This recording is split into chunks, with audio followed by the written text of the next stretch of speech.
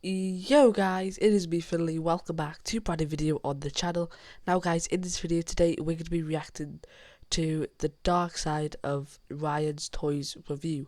So if you guys are new, make sure you drop a like, subscribe, let's hop straight into this and let's go. Alright.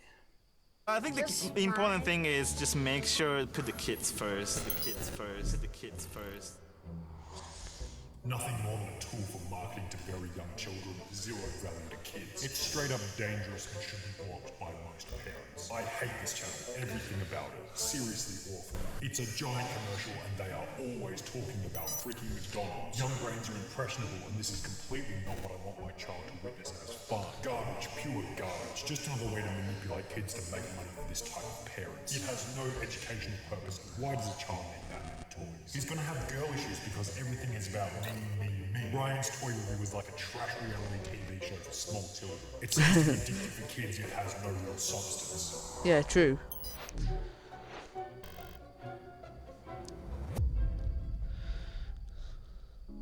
According to Forbes, throughout 2020, Ryan's World took home an approximate income of $29.5 million, Jesus making him the highest paid Christ. YouTuber for the year, above the likes of Mr. Beast and Jeffree Star.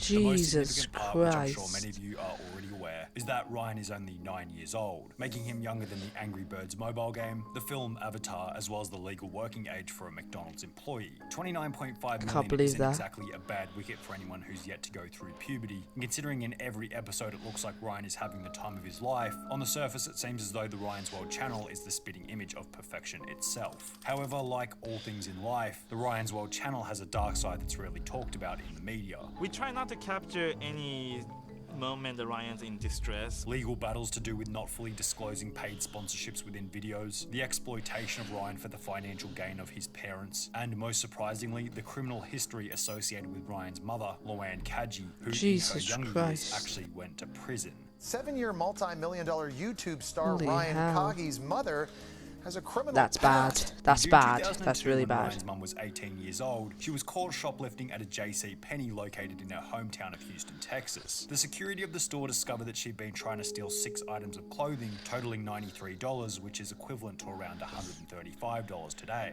After being taken back to the police That's station, bad, she would be that's fined bad.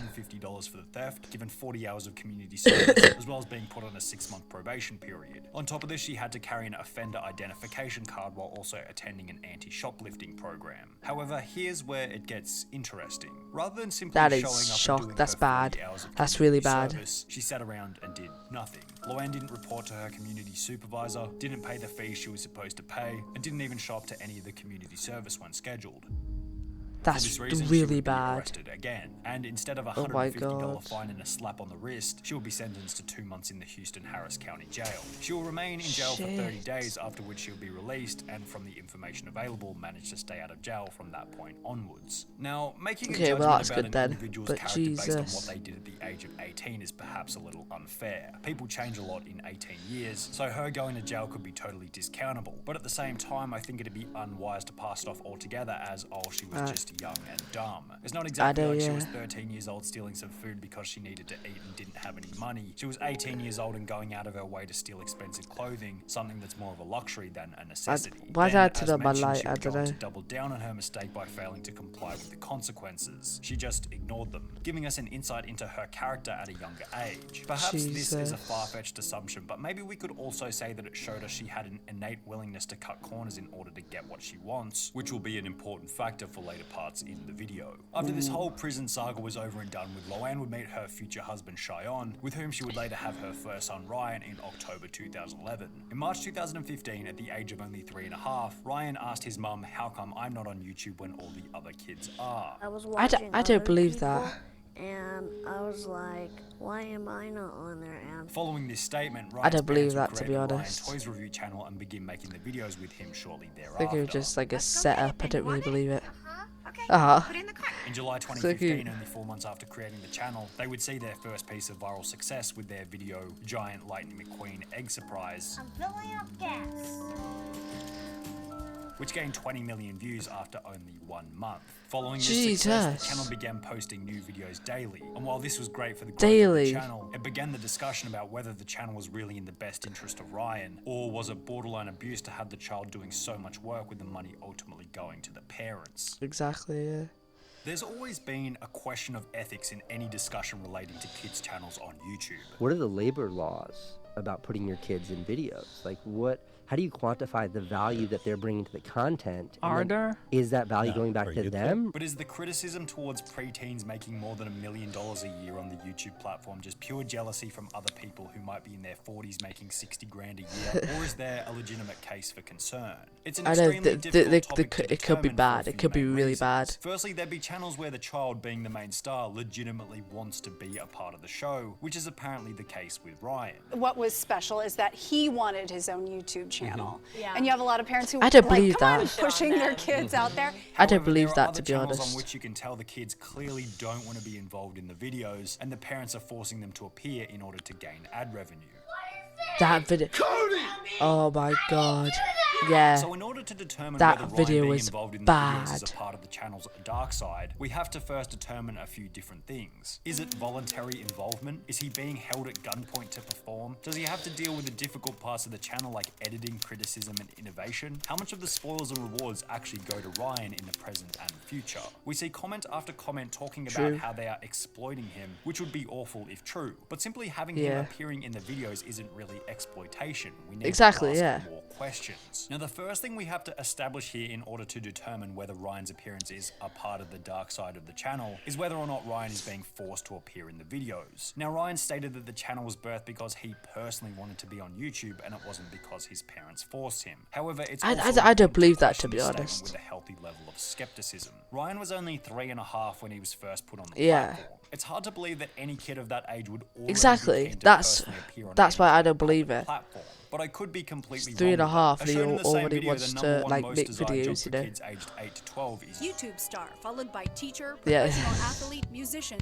and Even though astronaut. they did, However, if you did a yeah, study that's on what I the want most to be. desired jobs for kids aged 0 to 4, they probably wouldn't have an understanding about the concept of working a job. For this reason, I'd make the assumption that the idea for the channel was more than likely from Ryan's mom. And the story of Ryan Yeah, it could be. just seeing other kids on YouTube and wanting to be a part of it as well is an over-embellished statement to go along with the channel's light-hearted branding.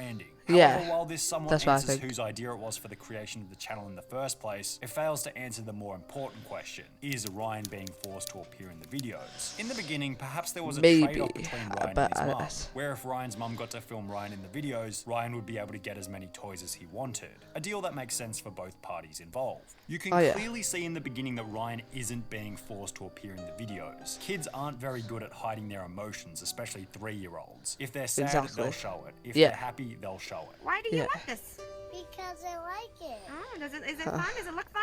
Uh-huh. Ryan is clearly happy to be on camera here, and I don't see anything sinister going on in the beginning, except for the fact that maybe Ryan's mum is using the toys in order to get a nice reaction out of Ryan. But as time has progressed and Ryan now has a lifetime supply of toys, using toys as a reward isn't really going to be all that interesting to him anymore. Especially considering he's getting older, which makes me think that unless there's some kind of other incentive for him, the only other way to get him to constantly appear on camera is with a bit of force. If we combine this with the fact that their channel has somewhat of a schedule and uploads almost daily, we can almost be certain that there are days where Ryan doesn't feel like making the content and would have to be somewhat forced by his parents in order to appear in the videos, which would be an element of the channel's dark side. However, I could be wrong with this once again, and here's why. Firstly, because as previously mentioned, even a 9-year-old isn't very good at hiding their emotions. If he wasn't willing to appear in the videos, you'd be able to tell straight away. Secondly, Ryan doesn't actually have a very big role on the channel in terms of workload. He's the host and the face of the channel, but compared to the rest of the work required, those are probably the easiest jobs. A lot of these comments that state that the parents are exploiting the son for views must think that this kid is working 15 hours every single day and whipped by the parents in order to get out tomorrow's video. But I would totally disagree. Yeah, he's not going to be because doing he's 9 years anything. old. He's not going to have to worry about scripting. He's not going to be dealing with sponsors. He's not going to be constantly Exactly, because because he's 9 years old, you know, he's too young. All of the hard work is being done by Ryan's parents and their team. Behind the scene, it's a lot more work. Exactly. All than that he has to somebody do might is think. just, It is very time you consuming. know, I would do all make the the editing video. after Ryan goes to bed, so I would stay up several hours. Assuming all of the back work is done by the parents, each of these videos could probably be filmed within the space of an hour. On top of this, there are videos where Ryan literally has 3 lines, with the rest of the video being taken over by an adult talking in a kid's voice. Ryan's total quote-unquote work week is probably like 10 hours max, which isn't exactly all that bad, especially when considering how much the channel is earning, which brings us to the question of finances. Revenue is being generated because these children are creating content. Where does that money go? Is it parents that are keeping that, or is it kids? One of the often perceived dark sides of the Ryan's World channel is that the parents are pocketing all the money. I hope when Ryan's 21 he gets to sue his parents for not sharing any money with him. I think it's good. good. The idiocracy within this comment is immeasurable. Firstly, because I've had a good look and there's absolutely no sources pointing to how much Ryan receives for his contribution. So first things first, we don't even know how much of the revenue Ryan is receiving for his portion of the work. Exactly. However, let's make some assumptions. Let's assume that maybe 5% of all profits go back to Ryan for his views at an older age, and that's probably an extremely conservative estimate. Assuming the channel made $29 million in 2020, that's still $1.5 million for approximately 10 hours of work per week, available for Ryan to use at a later date. And if that's the case, I can't really see how that's such a negative. He'll never have to work a crappy first job that he hates. He'll never have to take out a loan just to go to college. Even if only 1% of the profit goes to Ryan, that's still $300,000 a year in his name at the age of 9. And while as long as Ryan is being paid enough to set him up for life, it's hard to see any problems there. However, a problem might raise when you examine how the money is being earned, another element that's been associated with the dark side of the channel. In September 2019, a complaint was filed to the Federal Trade Commission claiming that the sponsored videos feel too authentic and cannot be distinguished from unsponsored content. At the time, it was revealed that around 90% of Ryan's World's videos contained sponsored content, all of which being targeted to preschools who were too young to distinguish between a sponsored video and a review. Ryan's parents responded by saying that the well-being of our viewers is always a top priority for us. We strictly follow all platforms' terms of service and all existing laws and regulations, including advertising disclosure statements. And I guess this one as a whole is just another question of ethics. To what extent should they reveal to their audience that what they're watching is sponsored? Will it even make a difference considering it's stated that kids younger than the age of 8 or 9 cannot recognize advertising within media? Many reviews of the Ryan's World channel state that the content targets your toddlers like cigarette companies. Should advertising be disallowed within the videos altogether? What incentive would Ryan's World have to continue making content if they completely removed sponsors? A natural element of the channel's dark side is that in order for the creation of the content to be worth it, they kind of have to advertise to kids. And if parents want to distract their kids with YouTube content, they have to bear the brunt of having their kids advertised to.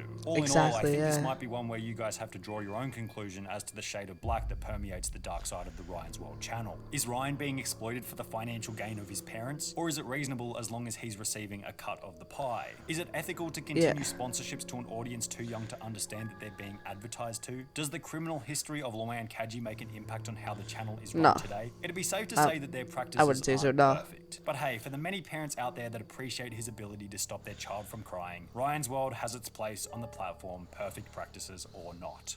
Yeah, exactly. That was a really interesting video, to be honest. I'm not even gonna lie, but my take on it, I think, I think there's nothing really bad going on behind the scenes. To be honest, I just think it's like a normal kids channel. Doubt he's being forced, like the video said.